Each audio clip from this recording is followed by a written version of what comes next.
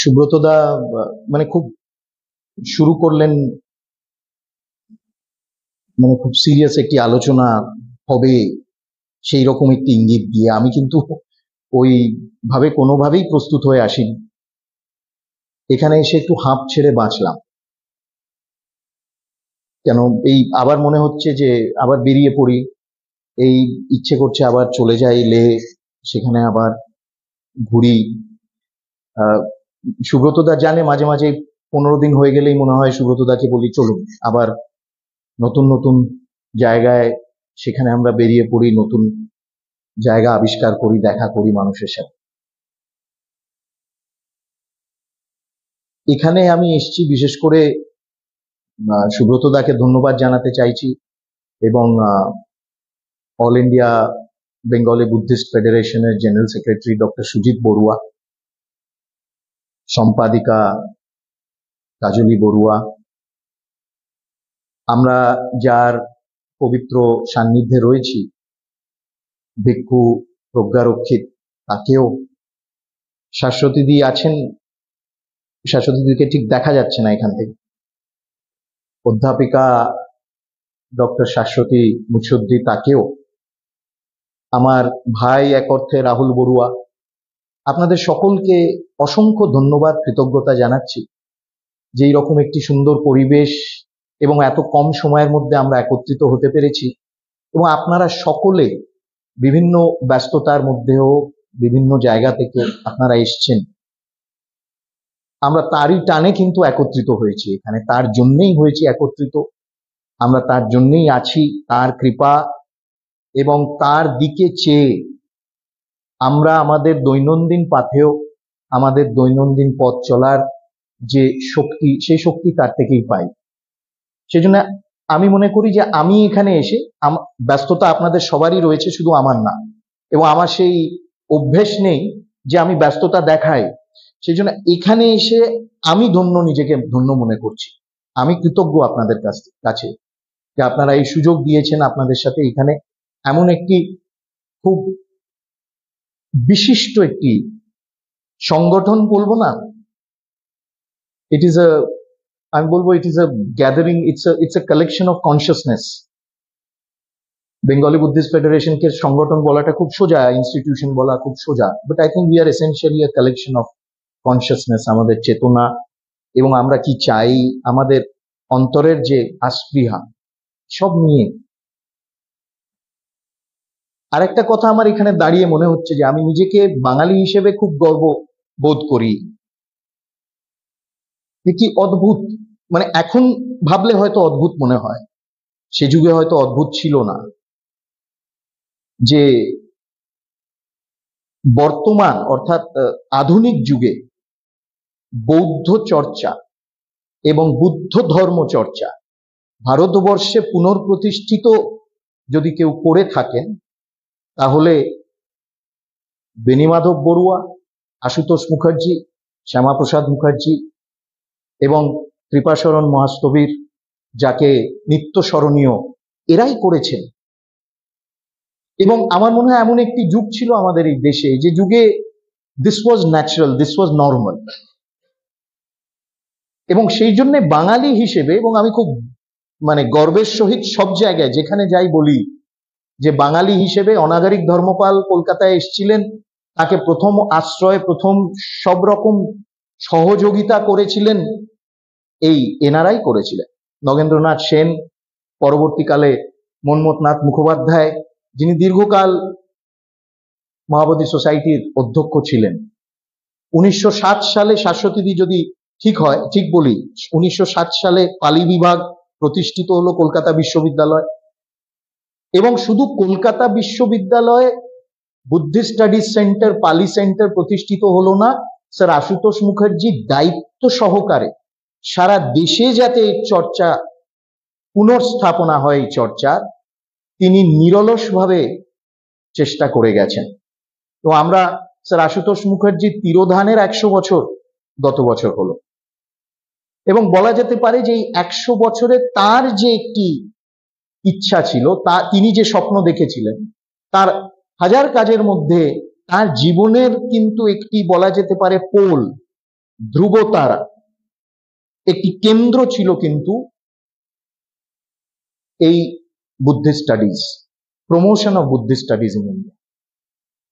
এবং একটি খুব, আপনারা সবাই জানেন নিশ্চয়ই, যে একটি অসাধারণ সেই তখনকার দিনে যখন প্রথম সেক্রেড রেলিক্স এলো ভগবান বুদ্ধের, লর্ড রনাল্ড সে হচ্ছেন গভর্নর বড়লাট, এবং স্যার আশুতোষ নেবেন, এবং কোনোদিন কেউ সেই গভর্নরের সামনে একেবারে আপাদমস্তক বিদেশি অর্থাৎ পাশ্চাত্য পোশাক না পরে কেউ যায়নি। তিনি রিফিউজ করলেন, বললেন I can't receive the relics in a western attire wearing shoes and tie. আমি আমার এই ভারতের যে বেশ পোশাক সেই পরে আমি গ্রহণ করব। এবং সেই প্রথমবার এই কলকাতার গভর্নর হাউসে, গভর্নমেন্ট হাউস তখন বলা হতো, প্রথমবার গভর্নমেন্ট হাউসে কেউ ঢুকলেন খালি পায়ে, ধুতি চাদর পরে ভগবান বুদ্ধের দেহাবশেষ গ্রহণ করতে, এবং সেখান থেকে হেঁটে তিনি ধর্মরাজিকা বিহারে এসে সেখানে সেটা স্থাপনা করা হলো। এই এবং ঠিক এই ঘটনার প্রায় 30 বছর পর, 30 বছরও না, 25 বছর পর, প্রায় 30 বছর, জানুয়ারি মাসে 1948 সালের জানুয়ারিতে ময়দানে যখন মহামোগলান্না এবং সারিপুত্রের দেহাবশেষ, পূর্ণ দেহাবশেষ যখন এখানে আনা হলো, সেই দেহাবশেষ গ্রহণ করেছিলেন ডক্টর শ্যামাপ্রসাদ মুখার্জি, তখন অধ্যক্ষ মহাবোধি সোসাইটি। অর্থাৎ এক যুগ, এই এক যুগে যে ধরনের নিবেদিত কার্যকলাপ তারা করে গেছেন, অকল্পনীয়, এবং আমার মনে হয় চিরস্মরণীয় হওয়া উচিত। বেণীমাধব বড়ুয়া তার বইতে ধন্যবাদ জ্ঞাপন করছেন যখন অ্যাকনলেজমেন্ট, সেখানে শ্যামাপ্রসাদকে, বিশেষ করে শ্যামাপ্রসাদ বাবুকে অ্যাকনলেজ করছেন। তার পিএইচডি থিসিস, যেটা পরে তারপর তিনি পিএইচডি থিসিস ছিল, he was the first Asian Buddhist to hold PhD from University of London, Benimadhab Barua. এবং পরবর্তীকালে তিনি যখন যা লিখেছেন সেখানে কৃতজ্ঞতা স্বীকার করেছেন ডক্টর শ্যামাপ্রসাদ মুখোপাধ্যায়। অধ্যাপক নিহার রঞ্জন রায়, মানে আধুনিক বাংলার সর্বশ্রেষ্ঠ ইতিহাসবিদ বলা যেতে পারে, Indian institute of advance studies এর ডিরেক্টর, মানে তার যুগে তিনি প্রকাণ্ড ইতিহাসবিদ। ডক্টর নিহার রঞ্জন রায়ের পিএইচডি ছিল সংস্কৃত বুদ্ধিজম ইন বার্মা, অর্থাৎ সংস্কৃত সোর্স এ Buddhism in Burma. Not that you are trying to study Buddhism or trying to say that it grew out of Sanskrit. Not that. Sanskrit sources of Buddhism in Burma, 1936 ওনারই ছিল PhD. এবং সেই পিএইচডিতে আবার কৃতজ্ঞতা স্বীকার করছেন doctor Shyamaprasad Mukhopadhyay, বলছেন যে তার প্রচেষ্টায়, তার উৎসাহে আমি 1.5 বছর বিদেশে কাটিয়ে সেখানে সব রকম তথ্য জোগাড় করে, সব রকম তথ্য সেইখানে বিভিন্ন মহাকাশখানায় গিয়ে, বিভিন্ন আর্কাইভসে গিয়ে আমি বার করতে পেরেছি আমার পিএইচডি থিসিসের জন্য, তার জন্যই সম্ভব হয়েছে। এবং সেই জন্য আমার মনে হয় যে আধুনিক ভারতবর্ষের ইতিহাসে এই ধরনের একটি প্রেক্ষাপট পূর্ণচন্দ্র মুখোপাধ্যায় তো লুম্বিনীতে গিয়ে আবিষ্কার করেছিলেন, এবং তার যে বস শ্বেতাঙ্গ বিদেশি বারবার তাকে বাধা দিয়েছে, ভারত, একজন ভারতীয় কেন ভগবান বুদ্ধের জন্মস্থান আবিষ্কার করবে, that prerogative is reserved only for the white skin. এবং পূর্ণচন্দ্র মুখোপাধ্যায়কে বারে বারে তিনি বাধা দিয়েছেন, কিন্তু একেবারে খুব দৃঢ় সংকল্প ছিল তার। বিভিন্ন বাধা বিপত্তি বিঘ্ন, নিজের স্বাস্থ্য ভেঙে গেল, তা সত্ত্বেও তিনি এগিয়ে গিয়ে সেই এক্সপিডিশন করে লুম্বিনীতে ভগবান বুদ্ধের জন্মস্থান তিনি প্রতিষ্ঠিত করলেন। অর্থাৎ আমি বায়াসড হতে পারি, but I am happily biased because I am a Bengali, and we are all very proud to be Bengalis.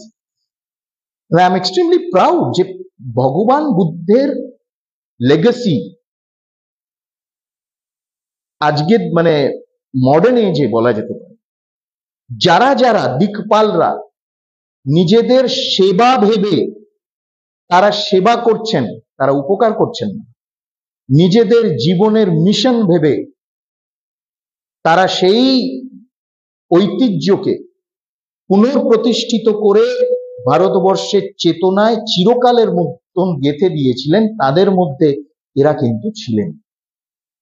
আজকে বেণীমাধব বড়ুয়া না হলে, শাশ্বতীদি you can correct me, Benimadhab Barua না হলে এই যে পালি এবং বুদ্ধিস্ট স্টাডিজ এর যে ডিপ ফাউন্ডেশন, একাডেমিক ফাউন্ডেশন, এটা হতো না, ভারতবর্ষে হতো না। এবং তারা নিজেদের জীবন উৎসর্গ করেছেন এই কাজে। সেই জন্য আমার মনে হয় যে আমরা সবাই যারা এখানে, বিশেষ করে আপনারা, আপনারা নিজেরা সেই ঐতিহ্যের কিন্তু বাহক। You are a continuum of that legacy. এবং আমার মনে পড়ছে যে বিভিন্ন ভলিউমসে রয়েছে, শ্যামাপ্রসাদ বাবুকে তখন মায়াবতী সোসাইটির জেনারেল সেক্রেটারি ছিলেন দেবপ্রিয় ওয়ালি সিনহা। দেবপ্রিয় ওয়ালি সিনহা বলছেন শ্যামাপ্রসাদ বাবুর যখন মৃত্যু ঘটলো হঠাৎ শ্রীনগরে, তার স্মরণে যখন স্মরণ সভা হচ্ছে, বলছেন যে আমার মনে আছে যে যখন আমরা কলকাতা বিশ্ববিদ্যালয়ে পড়ছি, শ্যামাপ্রসাদ বাবু যখন MA করছেন, সেখানে তিনি একটি পেপার নিয়েছিলেন সিনালা ল্যাঙ্গুয়েজ, সিনালিজ ল্যাঙ্গুয়েজ, সিনালিজ। অর্থাৎ কতটা নিজেদের জীবনের মধ্যে তিনি ঢেলে দিয়েছিলেন। সিনালিজ না পড়লে তিনি MA করেন বাংলায়, কিন্তু পেপার নিয়েছিলেন, একটি পেপার নিয়েছিলেন সিনালিজ, because this is all connected, কোনো কম্পার্টমেন্টালাইজেশন ছিল। এবং দেবপ্রিয়া ওয়ালি সিনহা বলছেন যে he was not an ornamental president, hands on president ছিলেন, হ্যান্ডস অন অধ্যক্ষ ছিলেন। এবং তার মৃত্যুর 1 মাস আগে পর্যন্ত তিনি শ্রীলঙ্কাতে লিখছেন যে আমি এই জুন বা জুলাই মাসে আমরা ভগবান বুদ্ধের দেহাবশেষ নিয়ে শ্রীলঙ্কা যাত্রা করতে ইচ্ছুক, তার আমরা প্রিপারেশন করছি। এবং আপনারা জানেন যে স্বাধীনতার পর মায়ানমারে, বার্মাতে, রাঙ্গুনে 1952 সালে মার্চ মাসে কাবায় প্যাগোডাতে, সেখানে মহামগালান্না সারিপুত্রের দেহাবশেষের কিছু অংশ সেখানে পাঠানো হয়। এবং this was given as permanent loan by the government of India to the people of Myanmar. এবং একান্ত প্রচেষ্টা ছিল শ্যামাপ্রসাদ বাবু, এবং তিনি সেখানে বিশেষ আমন্ত্রিত সদস্য, উনু তখন প্রধানমন্ত্রী ছিলেন, উনু যিনি 1943-তে কলকাতা বিশ্ববিদ্যালয় কমলা লেকচার তিনি আমন্ত্রিত হয়েছিলেন। এবং সেই কমলা লেকচার এখনো আপনারা দেখবেন, ইট ইজ অ্যাভেলেবল। অসাধারণ পাণ্ডিত্য, অসাধারণ বাগ্মিতা, অসাধারণ পাণ্ডিত্য। সেই উনুর বিশেষ আমন্ত্রণে ডক্টর শ্যামাপ্রসাদ মুখোপাধ্যায় যান সেখানে, এবং তার সাথে অন্যান্য ভিক্ষুরাও ছিলেন। এবং সেখানে গিয়ে তিনি উপস্থিত ছিলেন যখন সেই পুণ্য দেহাবশেষ সেখানে প্রতিষ্ঠিত হলো কাবায় প্যাগোডাতে। এবং উনি বলেছিলেন যে আপনি এই যে দেহাবশেষ নিয়ে এসছেন এখানে, আমার দেশের জন্য যে কত বড় উপকার হলো ভগবান বুদ্ধের আশীর্বাদ, এ আমি মানে বর্ণনা করতে পারবো না। এবং সেই মুহূর্ত তিনি, আপনারা উমাপ্রসাদ বাবুর বইতে পড়বেন যে ক্যাম্বোডিয়াতে তখনকার রাজা নরোদম সিংহানুক, ক্যাম্বোডিয়ার রাজা বিশেষ আমন্ত্রণ জানাচ্ছে ডক্টর শ্যামাপ্রসাদ মুখোপাধ্যায়কে, আপনি দেহাবশেষ নিয়ে একবার ক্যাম্বোডিয়া আসুন। এবং উমাপ্রসাদ বাবু অসাধারণ তার লেখায় তিনি বর্ণনা দিচ্ছেন সেই ক্যাম্বোডিয়ার যাত্রার বর্ণনা, এক অর্থে বলা যেতে পারে ধম্মযাত্রা। এবং বলছেন যে ব্যাংককে তারা কয়েক ঘন্টা সেখানে প্লেন নামলো, ব্যাংককেও বিশাল সংখ্যক মানুষ এসে দর্শন করলো। এবং তারপর তারা ব্যাংকক থেকে ক্যাম্বোডিয়ার পথে রওনা দিলেন। যখন বলছেন যে ক্যাম্বোডিয়াতে আমরা আসার একদিন আগে থেকে প্রচন্ড বৃষ্টি হয়েছে, কিন্তু তাতে কোনো ফল হয়নি। হাজার হাজার মানুষ টারম্যাকে বসে আছে নতজানু হয়ে, যে সেই প্লেন ভারতবর্ষ থেকে ভগবান বুদ্ধের দেহাবশেষ, পূর্ণ দেহাবশেষ নিয়ে যে আসবে, সেই প্লেন আসবে, তারা নতজানু হয়ে হাজারে হাজারে মানুষ। উমাপ্রসাদ বাবু লিখছেন, অসাধারণ তার সেই বর্ণনা, এবং রাজা নিজে সেখানে এসে সবাই সেই রথে করে টেনে নিয়ে যাওয়া। এইসব ঘটনা আমি যখন আজকের প্রেক্ষাপটে দেখি, সেই সময় সম্রাট অশোক তিনি ধম্মযাত্রা করেছিলেন, এবং সম্রাট অশোকের পর এই ধম্মযাত্রা এক অর্থে ভারতের স্বাধীনতার পর শুরু হলো ভগবান বুদ্ধের পূর্ণ দেহাবশেষ নিয়ে আবার এই উত্তর পূর্ব এশিয়া বিভিন্ন স্থানে। এবং সেই সময় উত্তর পূর্ব এশিয়া কিন্তু একটি সংকট কালের মধ্যে দিয়ে যাচ্ছে, এবং সেই সংকট কালে যে বারে বারে ভারতের থেকে এই ধরনের ডেলিগেশন, স্পেশাল ডেলিগেশন যে গেছিল, এর কিন্তু একটি ঐতিহাসিক এবং আধ্যাত্মিক তাৎপর্যপূর্ণতা রয়েছে। এবং আজকের দিনে আপনারা দেখুন, এই গত মাসে মে মাসে, পুরো মে মাস প্রায় 6 তারিখ থেকে 30 তারিখ অবধি ভিয়েতনামে ভগবান বুদ্ধের পূর্ণ দেহাবশেষ গেছে। 1,78,00,000 মানুষ। ভিয়েতনামের প্রত্যেকটা শহরে প্রধানমন্ত্রী নরেন্দ্র মোদী যখন গেছিলেন, তিনি কথা দিয়ে এসেছিলেন, এবং তিনি গেলে আমার মনে হয় যে আমি বিভিন্ন জায়গায়, আমরা গান্দানেও গেছি, মঙ্গোলিয়াতেও দেখেছি, তার প্রতি, এবং তিনি সবচেয়ে খুব স্বাচ্ছন্দ্য বোধ করেন যখন এই পরিবেশে থাকেন কিন্তু, এবং সেখানে কোনো ওই প্রধানমন্ত্রিত্ব বা ভিক্ষু কোনো রকম তার মধ্যে কোনো গ্যাপ থাকে না। তিনি শ্রীলঙ্কাও গেলেন এবারে যখন অনুরাধাপুরাতে। 1,78,00,000 মানুষ দর্শন করেছে। তার আগে গত বছর ব্যাংককে গেল, ব্যাংককেও থাইল্যান্ডে পুরো ঘুরলো, সেখানে প্রায় 10 লক্ষ মানুষের ওপর, এবং বলে যে ব্যাংককের শহরে 5 লক্ষ মানুষের এমন ভিড় হয়েছিল এই দর্শনের জন্য, যে সেখানে রাস্তাঘাট, ট্রাফিক সব আটকে গেছে। এবং আমাদের এক প্রতিবেশী দেশ আছে, যে প্রতিবেশী দেশ নিজেরাও নিজেদেরকে ফলাও করে বলে যে তারাও ভগবান বুদ্ধের ঐতিহ্যের সংরক্ষক, চেষ্টা করছে। এই প্রতিবেশী দেশ যখন আবার সেইখানে কোনো না কোনো প্রোগ্রাম নেয়, ওই ধরনের ভিড়, ওই ধরনের মানুষের ঢল কিন্তু দেখা যায়। কেন, এই ভারতের থেকে যে ধম্মযাত্রাগুলো হয়, এই নিতান্তই কিন্তু ধম্মযাত্রা, এর মধ্যে আর কোনো অভিসন্ধি বা অন্য কোনো রকম চিন্তা ভাবনা নেই। ভগবান বুদ্ধ সারা পৃথিবীর ঐতিহ্য, এবং সারা ভারতের কাছে তার যা আছে সারা পৃথিবীতে ছড়িয়ে দেওয়া যায় যাবে, এই প্রচেষ্টা। আমি শেষে আর বেশি কি আর বলবো, অনেক কিছু বলার আছে, একটু আবেগপ্রবণ হয়ে যায় এইসব বলতে গেলে। আমি সেদিন, আমরা সুব্রতদা আমরা কথা বলতেই থাকি, বিভিন্ন জায়গায় আমাদের প্রায় 20টা প্রোগ্রাম হয়েছে। পালি শাস্ত্রীয় ভাষা, পালি শাস্ত্রীয় ভাষা ঘোষণা হলো, বাংলাও শাস্ত্রীয় ভাষা ঘোষণা হলো। শাশ্বতীদিরা ছিলেন আমাদের শান্তিনিকেতনে, একটি অসাধারণ প্রোগ্রাম হয়েছিল। বাবা সাহেব আম্বেদকর তার শেষ ভাষণে, তিনি যখন সারনাথে যান, সারনাথে গিয়ে সেইখানে মূলগন্ধ বিহার কুটিরে, সেখানে তিনি একটি জনসভা করেন, ধম্মসভাও বলা যেতে পারে, নেপাল থেকে ফেরত আসার পর। এবং এখানে আরেকটা কথা বলা উচিত, 1952 সালের ডিসেম্বরে প্রথম ইন্টারন্যাশনাল বুদ্ধিস্ট কনফারেন্স ভোপালে সাঞ্চিতে হয়, এবং মহাবোধি সোসাইটি অধ্যক্ষ শ্যামাপ্রসাদ মুখোপাধ্যায় তার তত্ত্বাবধানে কিন্তু এই হয়। এবং সারা পৃথিবীর বিভিন্ন দেশ থেকে, বুদ্ধিস্ট কান্ট্রিজ যাদেরকে বলা হয়, সেই দেশের প্রতিনিধিরা তো এসেছিলেন, ভারতবর্ষের বিভিন্ন প্রতিনিধিরা গেছিলেন। এবং সেখানে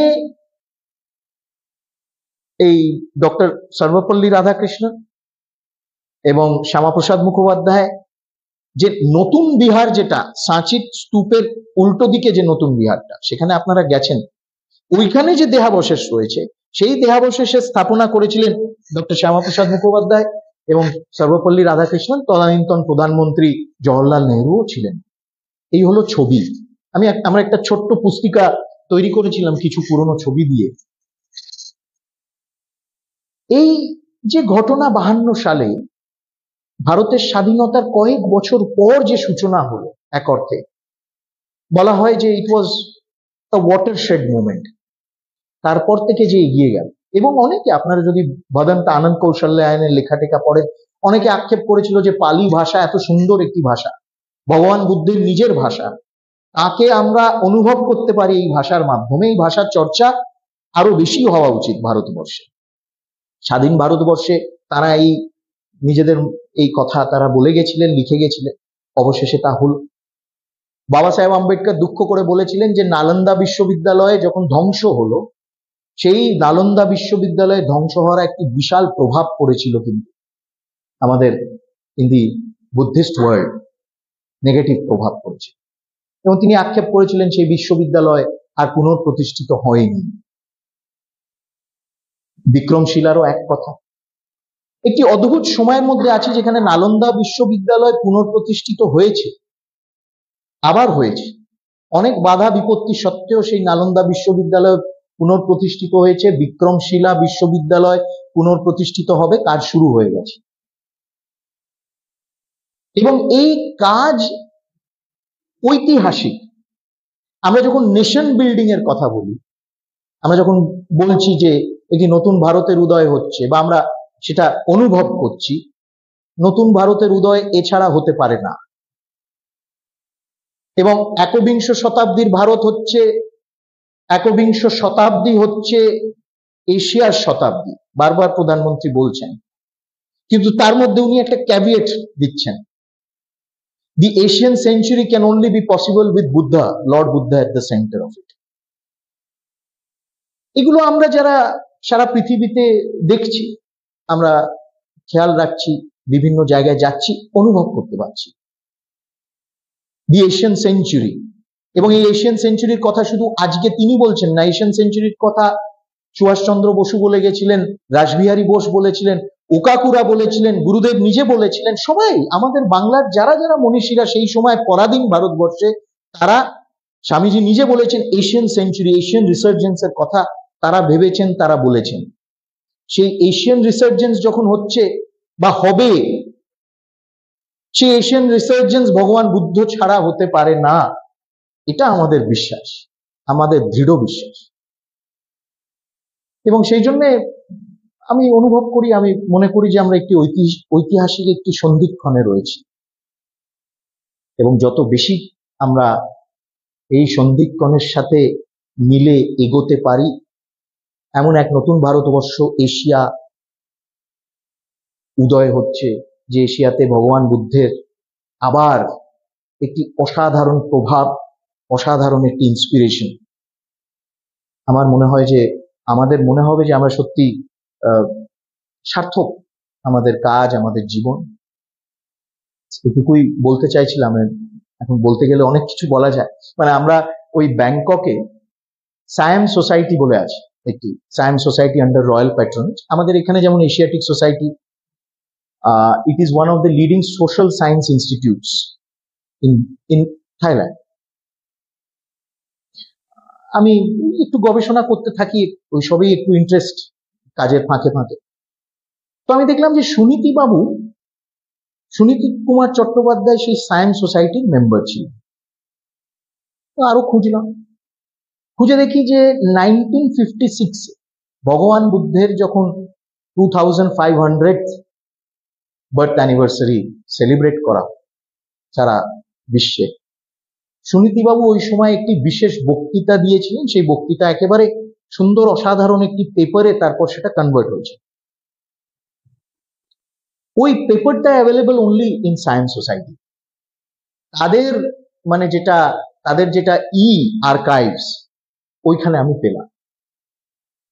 তো আমরা গিয়ে বললাম যে আমরাও মেম্বার হতে চাই আপনাদের science society. Suniti Kumar Chattopadhyay used to be a member, আমাদের মেম্বারশিপ দিলেন।